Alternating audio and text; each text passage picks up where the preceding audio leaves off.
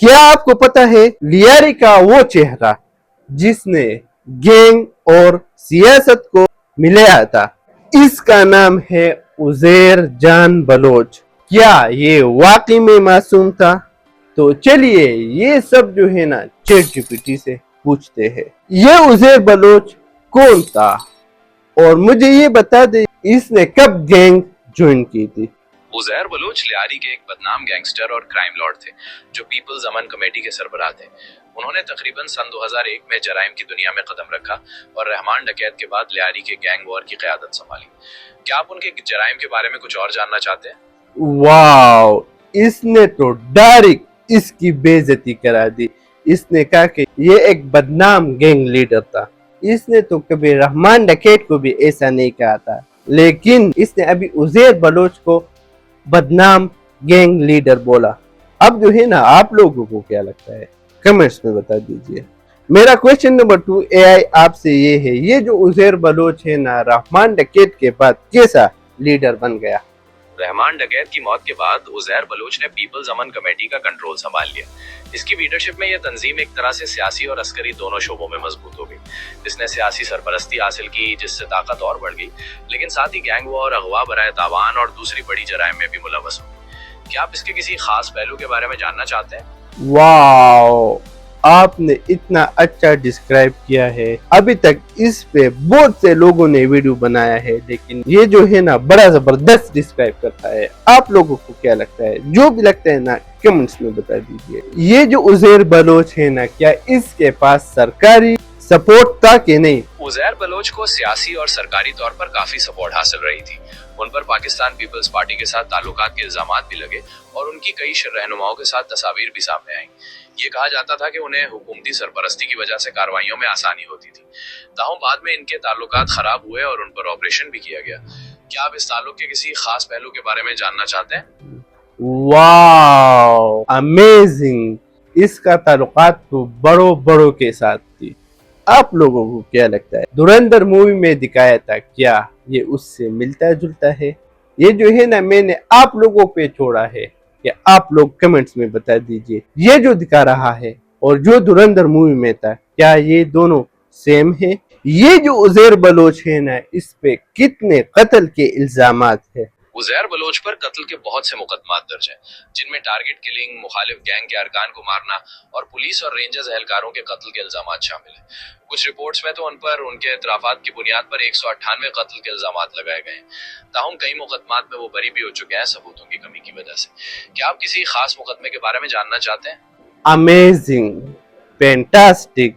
یہ جو بھی ڈسکرائب کرتا ہے نا، پھر میرے پاس جو ہے نا ورڈز نہیں ہوتے کہ اس کا تعریف کیسے کروں۔ باقی جو آپ لوگوں کو لگتا ہے نا کمنٹس میں بتا دیجئے۔ یہ جو عزیر بلوچ ہے نا، یہ ملک سے بھاگ گیا تھا یا پاکستان میں اس کا مرڈر ہوا تھا؟ نہیں، ان کا مرڈر نہیں ہوا تھا۔ وہ ملک سے بھاگ گئے تھے، لیکن پھر 2016 میں انہیں گرفتار کر لیا گیا اور اس کے بعد ان پر مقدمات چلائے گئے۔ وہ فی الحال جیل میں ہیں۔ کیا آپ اس بارے میں کچھ اور جاننا چاہتے ہیں؟ واو، اٹس امیزنگ! اس نے کہا کہ یہ جو ہے نا فی الحال جیل میں، تو اس پہ جو ہے نا ہم ضرور بات کریں گے اور بھی ڈیٹیل سے۔ میرا کوشچن نمبر 6 یہ ہے، یہ جو عزیر بلوچ ہے نا، اس کا سب سے بڑا جرم کیا تھا؟ عزیر بلوچ پر بہت سے سنگین الزامات شامل ہیں، جن میں ٹارگٹ کلنگ، اغوا برائے تاوان اور گینگ وار میں مرکزی کردار شامل ہے۔ ان پر پولیس اور رینجرز اہلکاروں کے قتل کا بھی الزام ہے۔ بہت سے لوگ انہیں کراچی کی بد امنی میں سب سے بڑا مجرم تصور کرتے ہیں۔ کیا آپ کسی خاص جرم کے بارے میں کچھ جاننا چاہتے ہیں؟ واو، لیکن مجھے یہ بتا دے کہ آپ عزیر بلوچ کے بارے میں اتنے گندی بات کیوں کرتے ہیں؟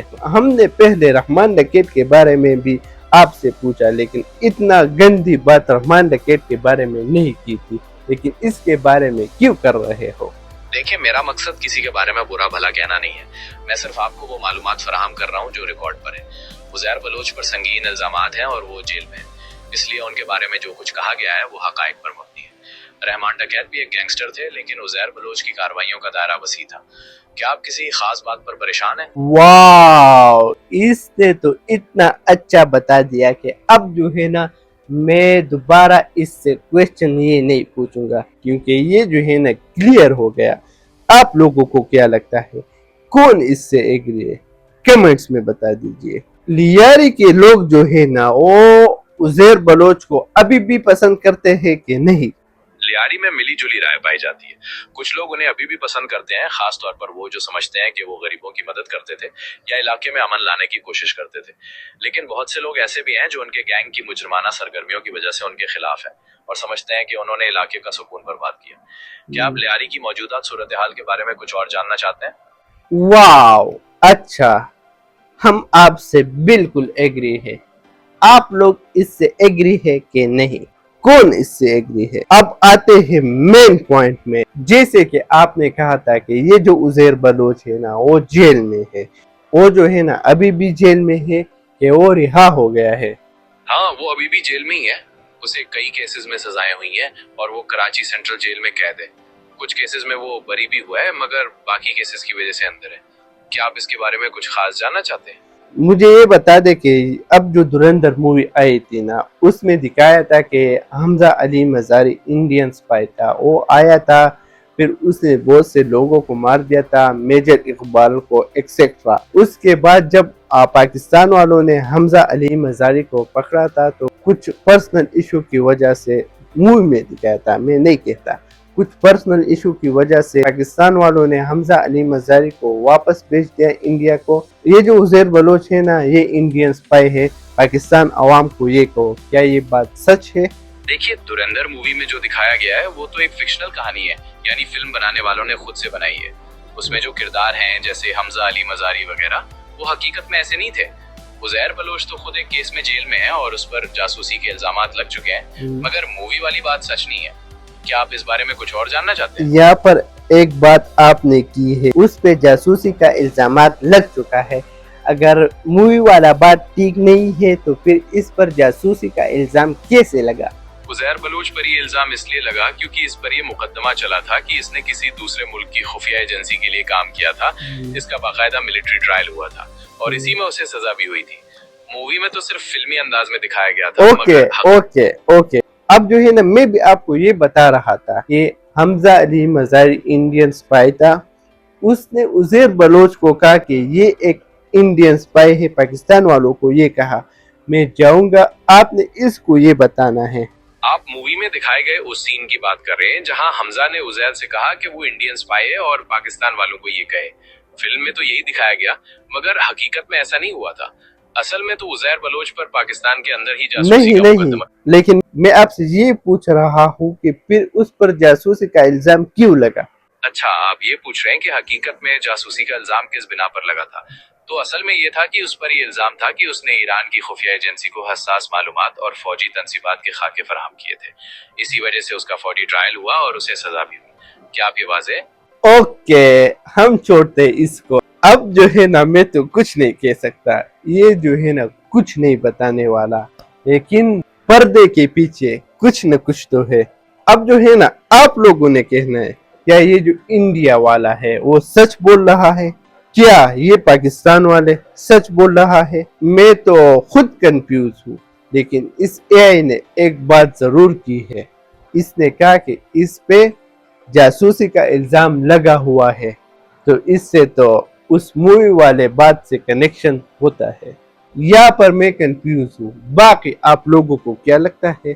अपने राय का इजहार आप लोगों ने देना है। लेकिन उज़ैर बलोच का दास्तान अभी तक खत्म नहीं हुआ है, उनका सियासत का खेल अभी जारी है। असील के लिए इशारा और कमसल के लिए डांग। तो नेक्स्ट वीडियो में हम बात करेंगे चैप्टर 5 पे, मेजर इकबाल कौन था। तो रेडी हो जाओ नेक्स्ट वीडियो के लिए। अगर ये वीडियो आपको अच्छा लगा तो प्लीज सब्सक्राइब कर दीजिए। तो मिलते हैं नेक्स्ट वीडियो में।